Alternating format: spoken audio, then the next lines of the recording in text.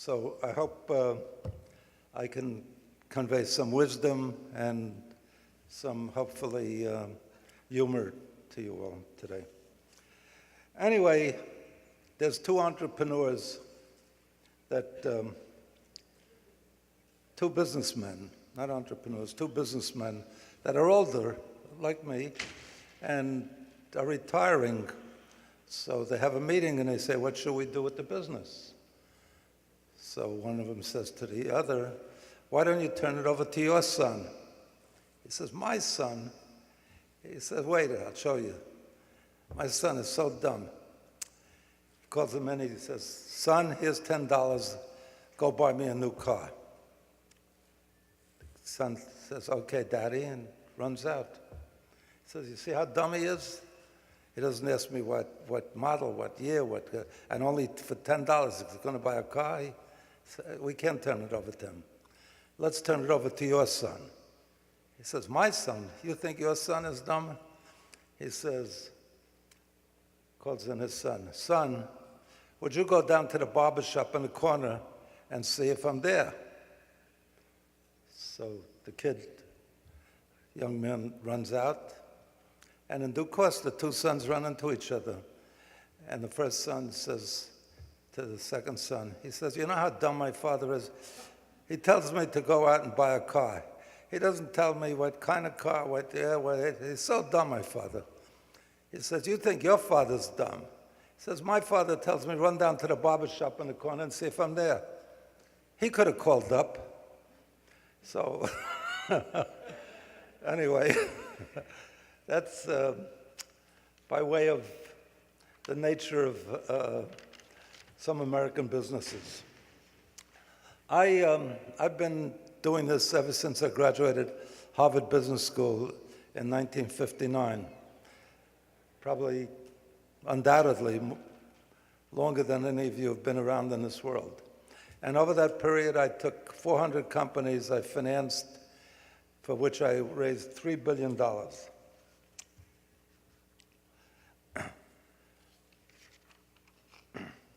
I've done such promising companies that do cures for cancer.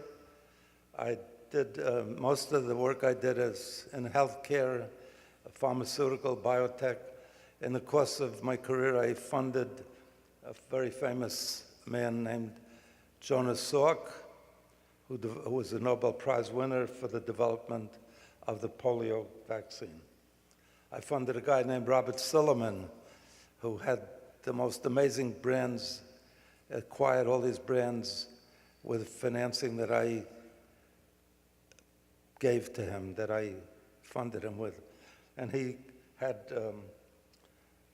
American Idol, which maybe a lot of people here don't know about because a lot of Orthodox Jews don't watch television, but it was the #1 program for many years. Elvis Presley, which some of you may have heard of, and Muhammad Ali, which I'm sure most of you know about. So he acquired these amazing brands. And I did companies that put satellites into space, that developed really innovative online education. I funded one company from start. It was called Tele University. I was an investor in the company. Actually, I put in $2 million to start it. I really wrote it off because it looked like it was totally lost. And ultimately, Warburg, a famous, well-known Wall Street firm, came along and funded it. And ultimately, I wound up with, after I thought it was a total loss, it became listed, it came public at $800 million, reached $1.5 billion. And my $2 million, like 15 years later, that I had written off became worth about $30 million. So I've done all kind of exciting and interesting things. I want to talk to you today about entrepreneurism. I think it's the secret ingredient to making the world a better place. And I promise to be brief because fortuitously, some years ago, I read about a fourth grade essay, a fourth grader's essay about a Greek philosopher. And he wrote as follows: Socrates was a philosopher. He talked a lot. They poisoned him. So, so if I talk too much, Duffy, you can cut me off. Or you can all tell me when you've had enough. What is entrepreneurism? What's it all about? It's creating new businesses, new ideas, new products. It's inventing things that no one thought possible. It's disruptive products, technology that people couldn't imagine. Like the polio vaccine, like a camera that takes pictures without film. Who would ever believe? One of the major blue chips, when I came into the stock market, they told me, you buy the blue chips, you never get in trouble. So Kodak was one of the companies that was a sure winner, a sure major AAA company, and we no longer even need to buy their product. They're totally gone. A phone without a cord. Who would have believed that you could have a phone without a cord? Just unbelievable. I tell people, I met a lot of people over the years, and I met somebody who said he had a cell phone 75 years ago. And I said, what are you talking about? That's impossible. He says, yeah, I literally had a cell phone 75 years ago.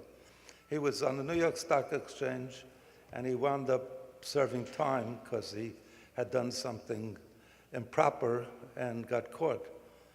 And he said, I had a cell phone. And I said, how could you have a cell phone? He says, when I was put in jail, the warden gave me a phone in my cell, and I had the cell phone. So long before, and I have to tell you, there's a cute story aside. 3 guys go to jail for 20 years.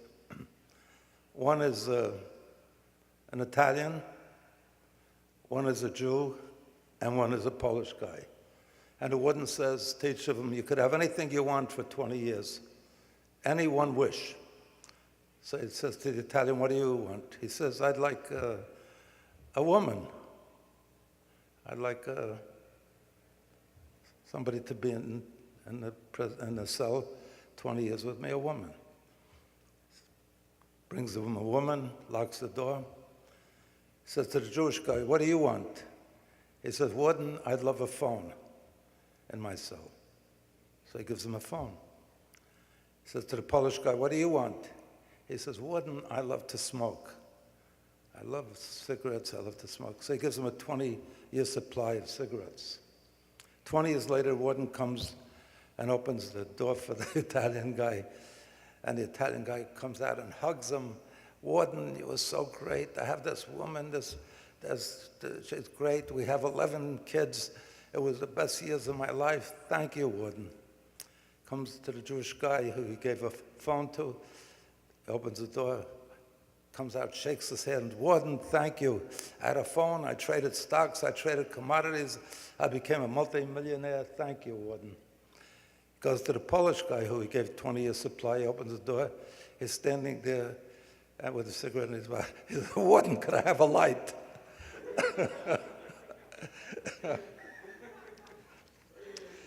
So we're going to, through entrepreneurism, hopefully, we're going to have a car that we can drive totally without gasoline. We're actually getting there pretty quickly.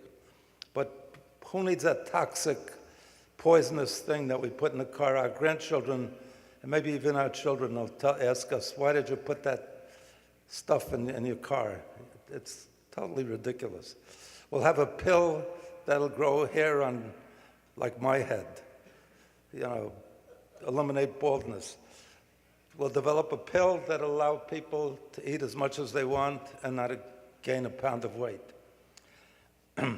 And thankfully, in the US and in Israel too, we've been at the forefront of being this kind of entrepreneurial society. Incidentally, I'll tell you an interesting aside. on Wall Street, all the great technology companies list on the NASDAQ. The NASDAQ is where the technology companies list. And the three countries that have the most listings on NASDAQ are the United States, Canada, and Israel. All the major technology companies are listed on that exchange. So the United States is number one, Canada is number two, but Canada is overwhelmingly oil products, mining products, forest products, paper products.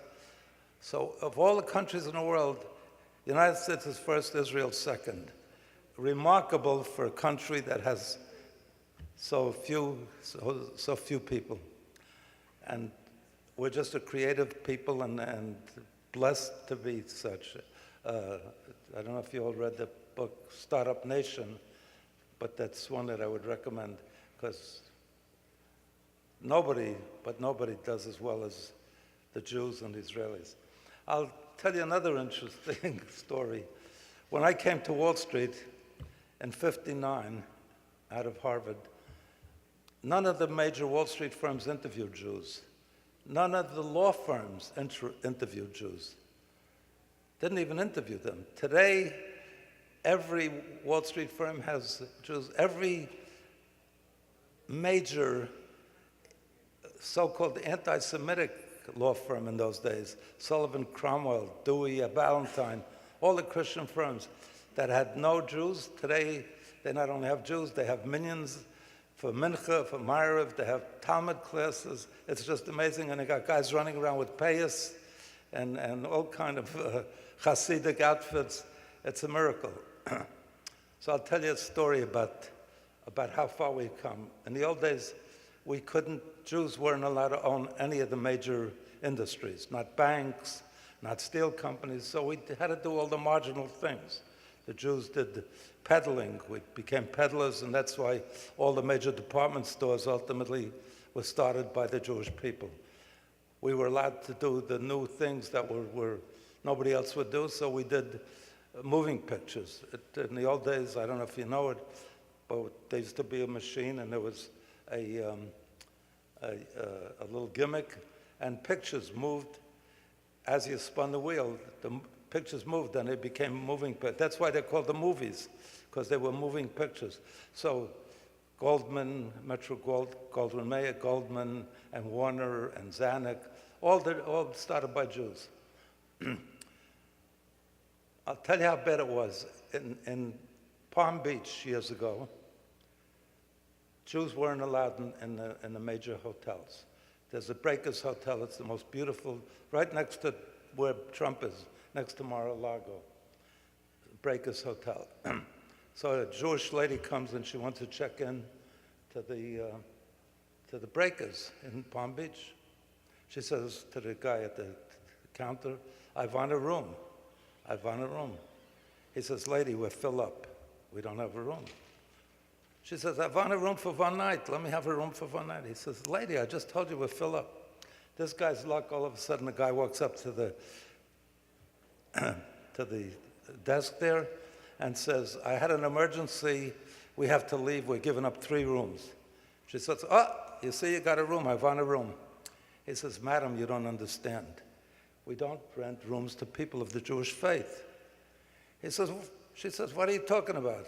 I'm a Christian. I'm a guy. What are you talking about?" So he says, "What do you mean you're a Christian?" She says, "Yeah, I'm a Christian. I'm a guy." So he says, "Oh yeah, who's your God?" She says, "My God is Jesus Christ." He says, "Yeah, and who was Jesus' mother?" He says, "Jesus' mother was Mary." "And where was he born?" "I know everything. Let me have a room for one night." He was born in Bethlehem. "And where in Bethlehem was he born?" "He was born in a stable." "And why was he born in a stable?" "Because a putz like you wouldn't rent a room to his mother for one night." So we've come a long way. Now you could check into the Breakers Hotel in Palm Beach. Overwhelmingly, new innovations come from the young people. Old people suffer from a rigidity from a gestalt. They say it can't be done. Young people don't know it can't be done, and they pursue it and they do it. Let me point out something really interesting. Even geniuses get it wrong. If you look up here, Len, could you put that up? Look at these interesting insights by some of the great geniuses in the world. It says, this telephone has too many shortcomings to be seriously considered as a means of communication. The device is inherently of no value to us. Western Union, that could have owned all the phone, said that in 1876. I knew it was going to be a big success right away because I heard the first time that Graham Bell used it and called his wife, he got a busy signal. So I knew it was going to be a success. Western Union didn't figure it out. The next one is Lord Kelvin, the president of the Royal Society in London. When they asked him, what do you think of an airplane? He says, heavier than air flying machines are impossible. This was from a genius. And I think he said they were totally useless in terms of a military device. The patent office, the head of the patent office in 1899 said, everything that can be invented has already been invented. Can you imagine that? In 1899, he said, everything, all the things we live with today, thankfully, have been invented since 1899. Oh, this is the one. Marshall Foch of a strategy called Superior in France said, airplanes are interesting toys, but of no military value. David Sarnoff, who invented the radio and also started the station ABC, he said the wireless music box, NBC, I'm sorry, he started NBC. He said the wireless music box has no imaginable commercial value. Who would pay for a message sent to nobody in particular? That sounds pretty right, you know. Turn on something, nobody said, no. Why would anybody think it would work? Somehow the radio worked. And Harry Warner, who was making millions and millions of dollars in the 20s and the 30s, when everybody went to the movies. It's never happened since. 90% of Americans used to go to the movies. So when it said, go back to that one, Len. He said, who the hell wants to hear actors talk? You know, he was making so much money in silent movies, he didn't think there was anybody that would care. And then there's Thomas Watson, who invented of IBM, who invented the computer. He said, I think there's a world market for maybe 5 computers. I know people in this audience, maybe even, that have more than that on their desk. So the biggest geniuses get it wrong. And finally, Ken Olsen, president, chairman, and founder, I think that's the last one, said, there is no reason for any individuals to have a computer in their home. So you can see that every one of these people I quoted was an outstanding, recognized genius in their field, and they didn't see. So the opportunity to succeed is so great because if you develop something that nobody thought of, it doesn't even have to be that. It doesn't have to be patented even. Something like Uber, the guy just had an idea that cars are available and people can use them to pick up other people.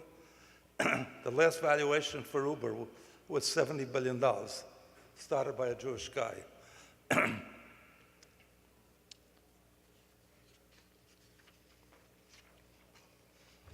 Why is entrepreneurism important? The number one reason entrepreneurism is important to each and every one of us is that it can and will make our lives far better. For example, so far it's provided us with cures for diseases that killed millions of people, like smallpox, tuberculosis, and polio. It's given us advances in communications where we can phone and email around the world instantly. It's given us the comfort of air conditioning and heaters and refrigeration. Few of you realize this, but when I was a kid, we were miserable in this time of the year because all we could do was open the windows and heat came in. There was no air conditioning. We had ice boxes. We had to put ice in a box, and the ice melted and flooded if we didn't get to remove it, a tepple under the refrigerator, under the ice box, not refrigerator. Move it away, it flooded the kitchen. So it's just remarkable. And all of these are since 1899, when the guy said everything was invented. The average person today, let me point out, even someone on welfare lives better than any king up to 200 years ago. That's remarkable. Every person in this country lives better than any king, even if they're on welfare. With food stamps, they can buy better food than any king. The king had no refrigerator. They can get ice cream, they can get potato chips, they can get the best meats, they can get varieties that no king ever dreamed of.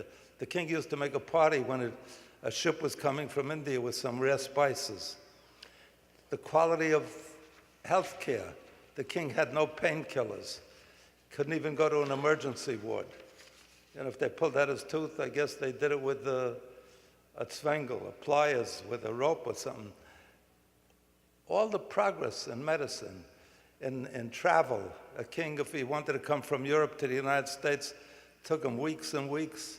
If you had to go from New York to California, if you wanted to send a letter, it took 3 months to get to California, 2 months. They had the fastest way was Pony Express, which often didn't arrive because the Indians attacked the Pony Express. I can't think of any way. Entertainment. Everybody in this country that could pay $70 for television could have the most extensive entertainment that no king ever had. A king would have a troupe coming through town. They can watch sports, they can watch comedies, they can watch movies, they can watch documentaries, they can watch everything. So in every way, in travel, if you make the reservation, I once came back from Miami. I had to make an emergency trip back the next day, so I paid $800. I said to the lady next to me, what did you pay for your seat? She paid $80. Because I said, how did you get it for so cheap? She said, I ordered it 6 months ago. So today, even the people that are the poorest, we say poverty, it's a miracle. An amazing quantum jump we've made in the standard of living of every American. It's given us these technological, entrepreneurial developments. Has given us the GPS and the internet with its instant availability of copious, invaluable information. And of course, some men assert the most important of all inventions, Viagra.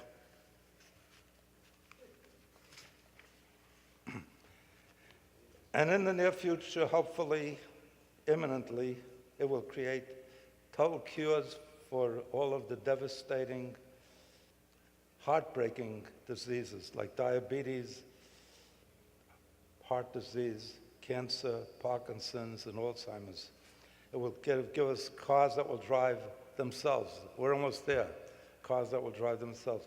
Fast planes that will get us to Israel or Japan in 45 minutes. And amazingly, rejuvenation or even replacement parts for every part of the human body. We're going to see all this in the not too distant future. Maybe I won't be around. At my age, I don't even buy green bananas anymore.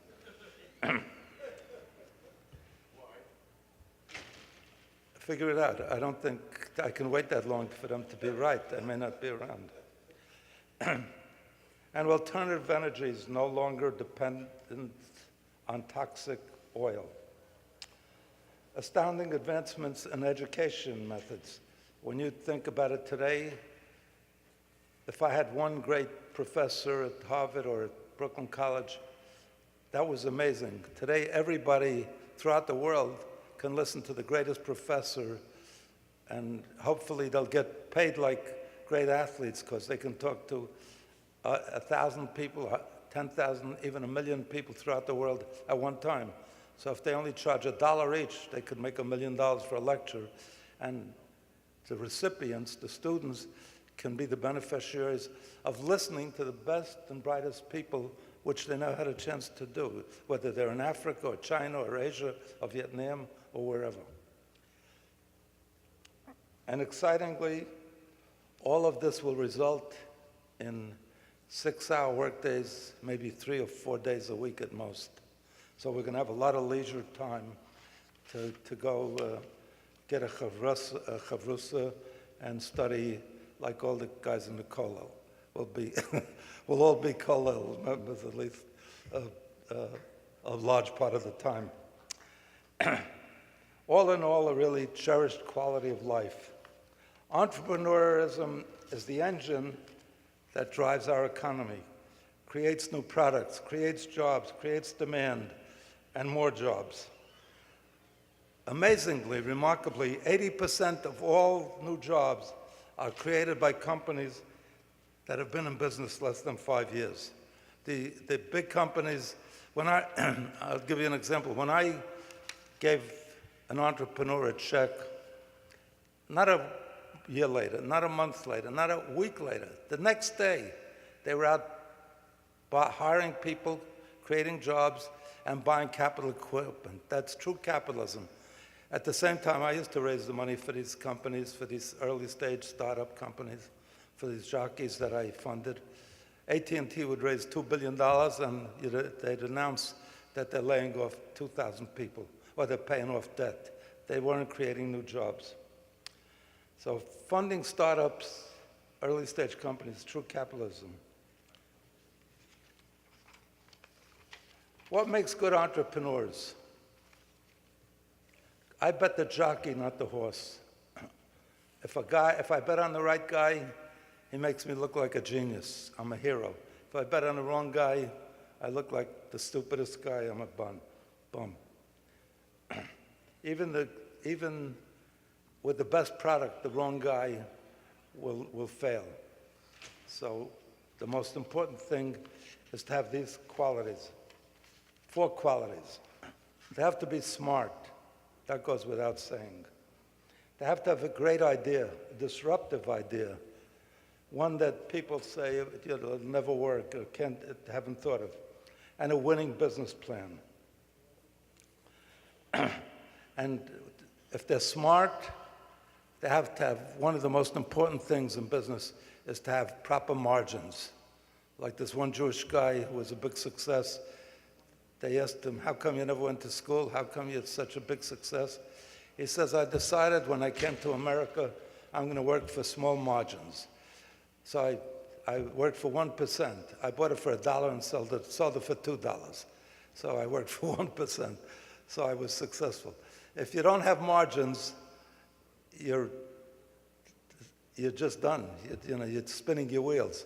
2 Polish guys decide they want to do some work, but they have no career, they have no business. So they're looking around and they see somebody selling watermelons. They say, we could do that. So they buy a truck and they buy watermelons, they fill it up, and they buy it for $1 and they sell it for $1. And they're doing great. They say, this is an easy business, phenomenal, Why didn't we think of this a long time ago? At the end of the month, they're paying for gas, they're paying for insurance, they're paying for the truck, they're paying for the lease. They got less money. And the second month, they got still less money. After the third month, they said, we got to review our strategy. So they sit down for 3 hours, they kick around all kind of ideas. At the end of 3 hours, they come up with the idea, we need a bigger truck. So without margins, you can't ever succeed. The best companies are the ones with the biggest margin. Microsoft has no cost of goods. They're still selling Worlds and Windows that they developed years ago and cost them nothing. And they have like a 99% margin. You have to be adaptive because things change.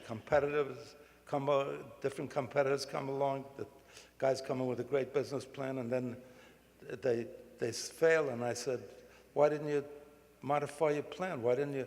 Well, we did exactly what we told you we'd do, but in the meantime, somebody came up with a better product, and they didn't adapt. So I've had guys that made me look like geniuses.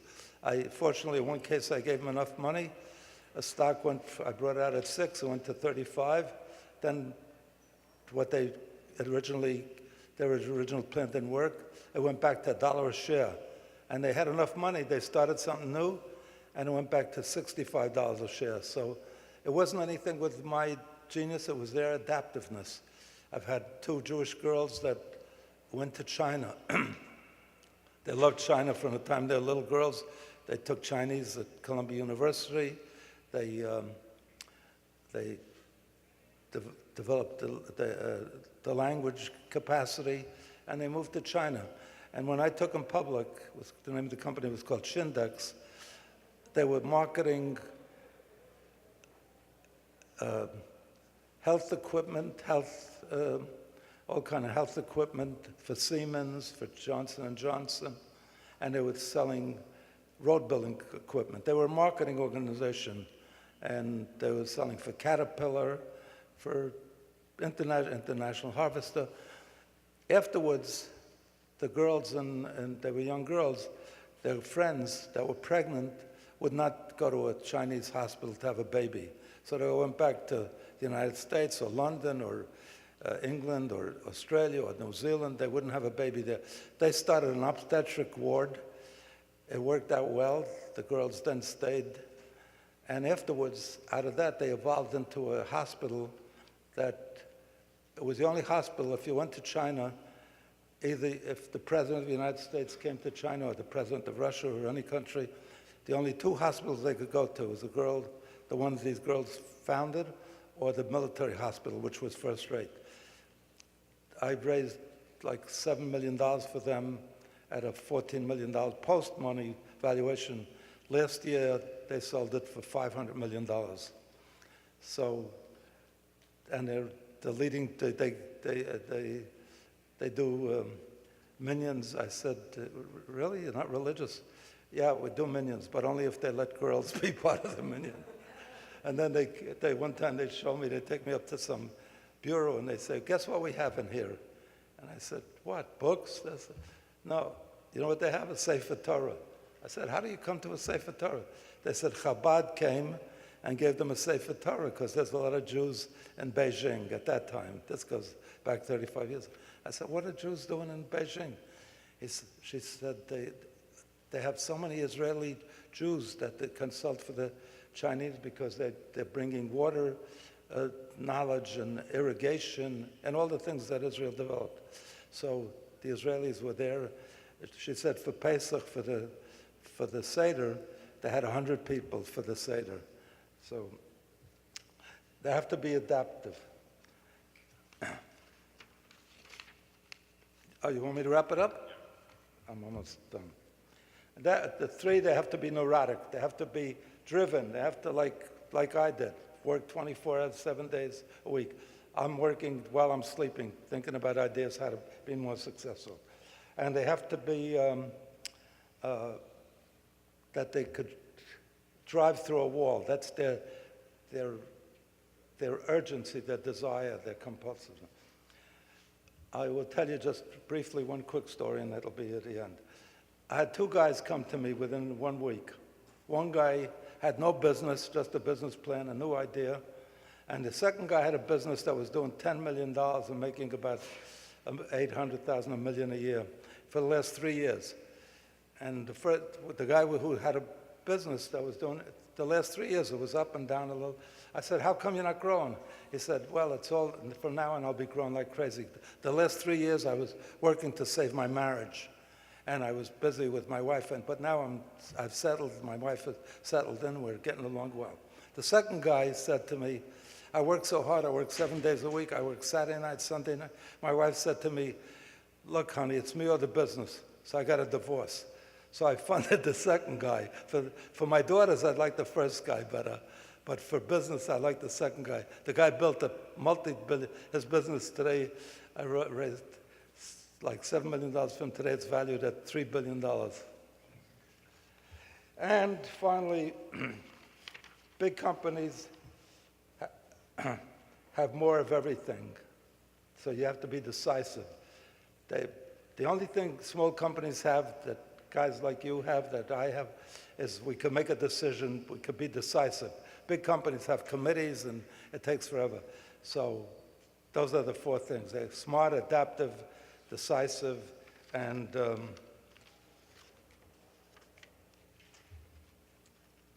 compulsive, neurotic. Okay, I won't tell you about that, I won't tell you about that. I will tell you that even during 2008, Wall Street's become like a casino, you know, a lot of traded, billions of shares a day. No, that's not investing. But even in 2008, one guy went in a crash said, I made a killing. And the other guy said, really? In this market, you made a killing? Everybody's losing money. He said, did you really make a killing? He said, absolutely. He says, I went to my broker's office and I shot my broker. I made a killing. So for you all, I hope you do entrepreneurship, and I hope you all make a real killing in business. God bless you. I love you. Thank you.